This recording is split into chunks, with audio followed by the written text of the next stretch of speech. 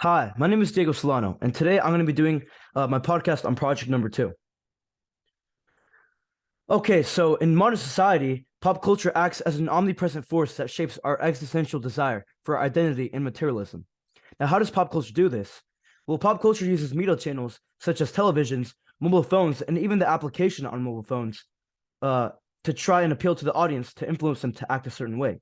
And people naturally want to stand out and be part of the group. Therefore, pop culture pounces on this desire to shape what people ought to be and what they ought not to be.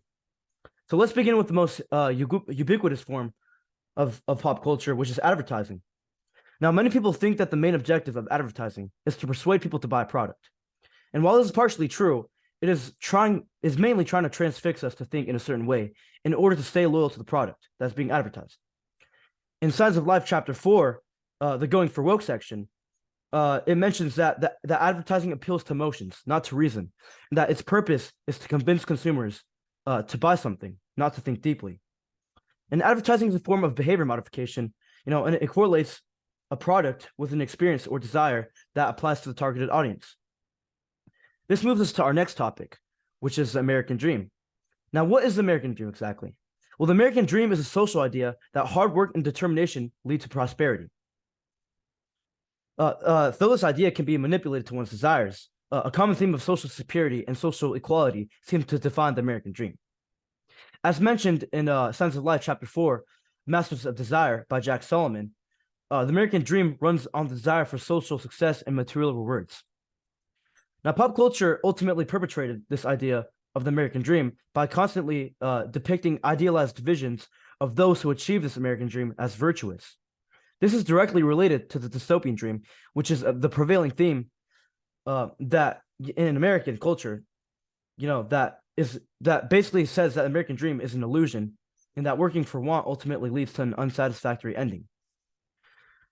Now, pop culture's portrayal of violence has a significant impact on what we accept as normal society. And Post Morbid Condition by Vivian Sobchak, we can see how media channels have depicted violence in a much more quantifiable presence over the decades. Now, this increase in violence has desensitized our generation in a way, and directors are constantly trying to incorporate violence in their films to satisfy the viewer's desire for suspense and predictability. Next, we have economic censorship, which is a form of censorship that allows the leaders, of entertainment to establish what we as a culture see and consume. This relates to the status quo because economic censorship essentially authorizes social norms and what is right and what is wrong. Now, one form of economic censorship is the MPAA rating system, which rates movies by standards, that attempts to reflect what we as a culture believe. The rating system, has throughout history attempted to create a code for the film industry to appeal to the audience. However, instead of applying law and legality, the rating system uses the status quo as a justification for its cycle. Okay, let's move on to section 2, which is, for me, the South Park analysis. Now, I chose South Park episode 2 of season 8 because it is rich in challenging and reinforcing social norms and criticizing assumed cultural beliefs, by comedically exaggerating current pop culture affairs. Now, the narrative of this episode is about girls who idolize Paris Hilton, who's depicted as a drug-addicted prostitute. And therefore, they are influenced by her lifestyle and transform into a bunch of mini Paris Hiltons, as seen right here. From a narrative perspective, this episode suggests that women who sleep around should not be idolized. Instead, girls should look up to more respectable women and instill more conservative values into their lives. Now, the rhetorical aspects of this episode include, exaggerated, slutty clothing, such as and also messy hair and, vibrant and pink and purple colors. While, the outcasts, which are, the opposition girls, are dressed more moderately, such as this character right here. And, and this leads me to my dramatist perspective. And, what rule is being broken? Well, the rule that is being broken is that girls, the girls are dressed in an unusual and even looked down upon manner because Paris Hilton is dressed in this way. And this is significant because it's essentially telling the viewers that girls should not dress in this manner. Now, from a neo-Marxist perspective, one can assume that since Paris Hilton, who is rich and famous, is dressed in a certain manner, every other girl in the neighborhood begins to dress like her, which allows hegemony effect, where people start to think like Paris Hilton because of her socioeconomic status. Finally, we have the feminist perspective, and well, the gender assumptions that are being made are, the behavioral stereotype that females love materialistic possessions and idolize famous, skinny, white, and rich women. And also, this episode introduces a character who challenges the stereotype by, disapproving of and even going against the girls in her neighborhood who are all influenced by Paris Hilton. In this instance, she's right here. And this episode also points out that women are marketed by corrupt and moralist corporations that are banking off the status quo, to persuade people to buy their products, which is essentially what happens in this episode. Okay, so now let's move on to section 3.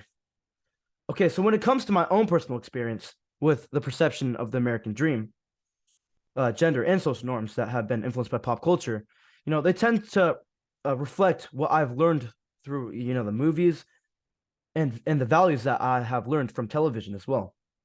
For example, after I watched the series Breaking Bad, I realized that the American dream is unrealistic for many people.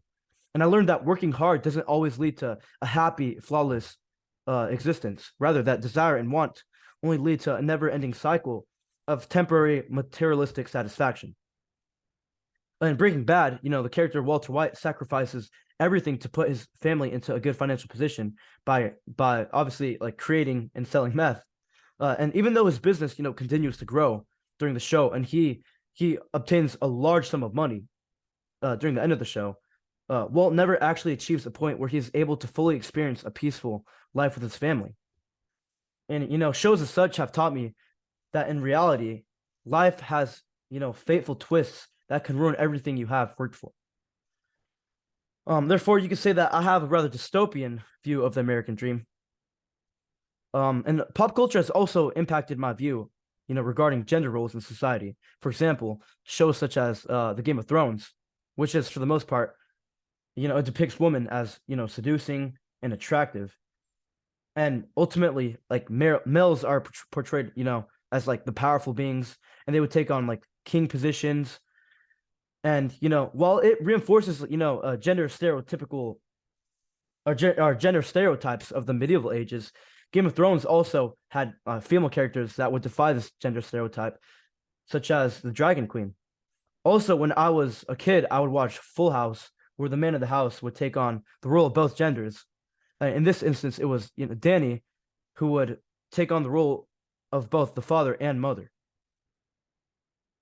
But there were also shows like such as Modern Family, where gay couples would raise a child, and that has to me proved that both genders can take on the role of a mother and a father. Therefore, my view of gender roles has come to realize that in the present age, men and women are much more equal than we have ever been before. Finally, my idea of social norms has been completely influenced by pop culture, and my understanding of what is right and what is wrong has directly been impacted by the moral situations on TV, primarily from watching superhero action TV shows where villains would usually, or villains who would steal and like hurt others and sell drugs would usually be defeated by the good guy. Also, the MPAA rating system definitely influenced my impact on social norms for sure. And it also influenced what I was allowed to watch as a kid, and it definitely reflected my moral compass for sure. For example, I remember watching a rated R movie for the first time, and my perspective regarding social norms completely changed. And violence and nudity, like nowadays, are now much more common to me compared to when I was a kid who was only allowed to watch PG-13 rated films. Okay, so that was pretty much my Project 2 podcast. Thank you for watching, and have a good one.